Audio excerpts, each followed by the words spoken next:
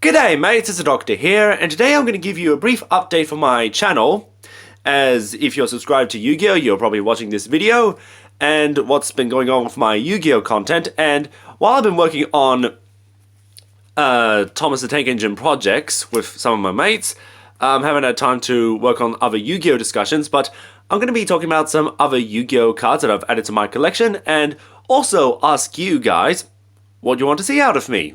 Like, what would be the next Yu-Gi-Oh! Discussion you want to see out of me? The next topic to tackle? Whether it's regarding the anime or cards, like, I'll let you pick one. And I did post an update that I would do a Yu-Gi-Oh! Vrains discussion on how the series could have been different. So maybe you want to see that.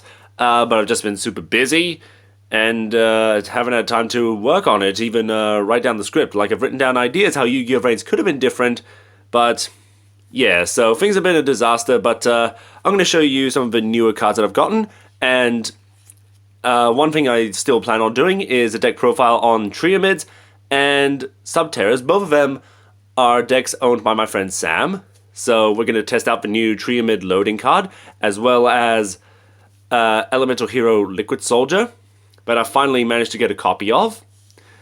And yeah, as you can see, when I went to the Yu-Gi-Oh! Tournament when Dawn of Majesty came out, there were a bunch of guys that just happened to get boxes themselves and pulled secret rare Stardust support that I wanted to get from the set. And I did do an opening on Dawn of Majesty myself, and I will upload that opening whenever I get around to it.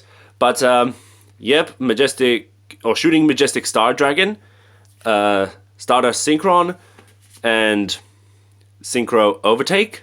So Synchro Overtake, I think at the time of recording, is $40.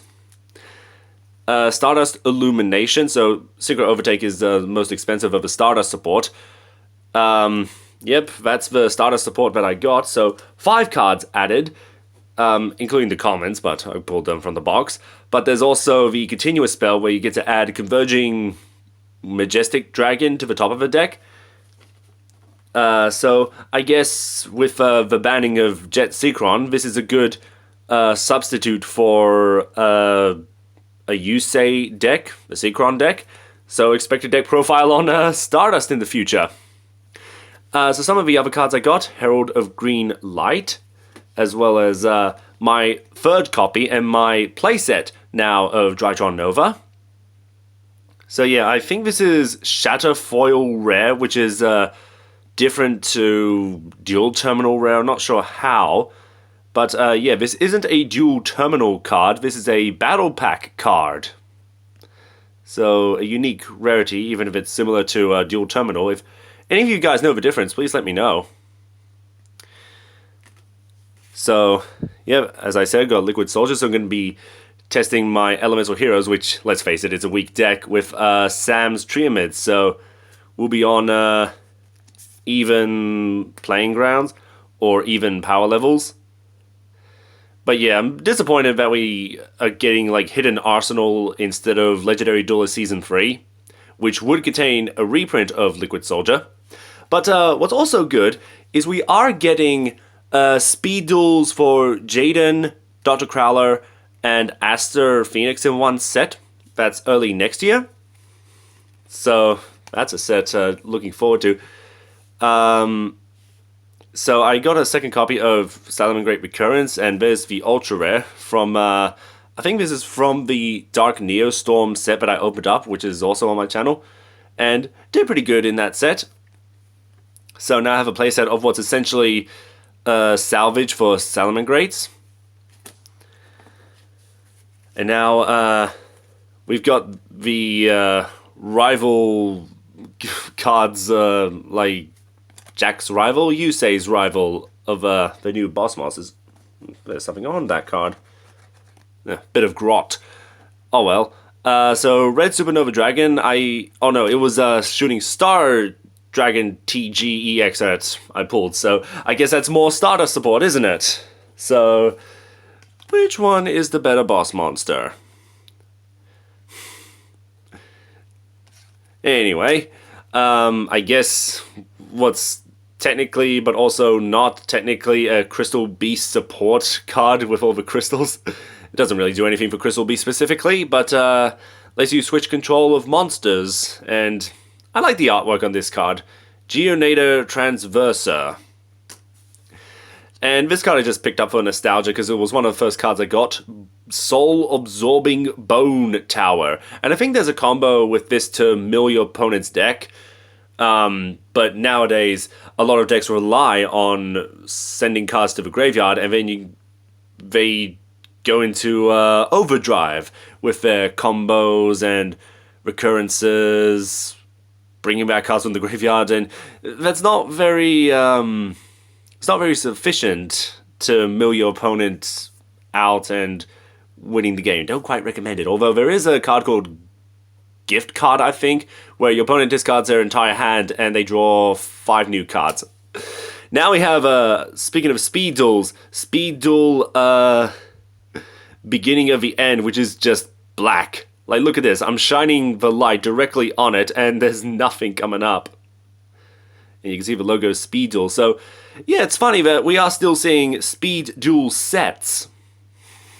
This is just funny. A completely black card. It's almost, whoops, it's almost like a blank card. Now, speaking of the Hidden Arsenal set coming out at the end of the year, there's going to be the new Dragoonity card that we're still missing. And finally, I managed to get a playset of Kukamaru Drago. So this is the latest printing of the card, and this is also from Battle Pack 3. I just realized, is that the same set? Huh. Alright, so... Yep, didn't notice that before. How about that? So, Kukamaru Drago, this is a very good card because light attributes and dark attributes are some of the most common and powerful decks in Yu-Gi-Oh! And this card prevents your opponent from special summoning them. And that's really good because Dragoonities are all wind. So you're really not losing anything by doing that. And not that it would matter, but it also means that they can't steal your monster. So let's say they were going to kaiju like a dark attribute or light attribute kaiju monster on you. They couldn't do that, which is how the ruling goes, I believe. So, like, even if they were to tribute off your Kukamaru Drago, they still can't. If I'm wrong with that, I'm sure you guys will let me know in the comments. I got 2 copies of Netabis, the Atlantean Prince, because I have just about everything for Deep Sea Atlanteans. So here we have, Deep Sea, that's now like the next Thunder Dragon archetype thing, where Thunder Dragon was its own card until they made Thunder Dragon into its own archetype. Same thing with Sacred Phoenix, actually. So we get a lot of older cards, individual cards, becoming their own set, like Deep Sea Diva. Anyway, the gimmick with these cards, and I want to see what you guys think of it, is sending the top card from your deck to the grave to pull off certain effects. Would that also trigger cards like Atlantean Marksman, Infantry, and Dragoons? Because I've heard conflicting results from 2 different judges that yes, it does work, and no, it doesn't work because it's an unknown card sending from the top of your deck to your grave. But if it's being sent to the grave, it's still face up. It's not like banish face down. So, very confused on that. But yeah, with the reprints in the Megatins, I think Deep Sea might be worth looking at. And there is also a new Deep Sea Synchro monster that's like a piano player. I don't know what that thing is called. I don't know when we'll get it. Now, we're also going to be getting a Cyberdark structure deck with a bunch of Cyber Dragon reprints. So I've been gathering some Cyber Dragon cards, because I already have Cyber Dragon Infinity and some other cards for a Cyber Dragon deck. Like, I even got the structure deck of Cyber Dragons, like Cyber Dragon Nova, So I think, yeah, might also do a deck profile on Cyber Dragons, like Cyber Dark Dragons. Not sure about that. So yeah, that's other deck profiles. Like I guess 4, can't count, 4 in total. Stardust, Cyber Dragons potentially, but definitely Subterras and Tree Mids. And I guess if we do get new support for Drytrons, then maybe a new updated deck profile on Drytrons. And finally, yep, there it is, Ojama Blue. So the only Ojama card I'm missing, actually, there's also Ojama Pink. When did that come out? Yeah, so there's Ojama Red I'm missing, but my Ojama deck is slowly coming together.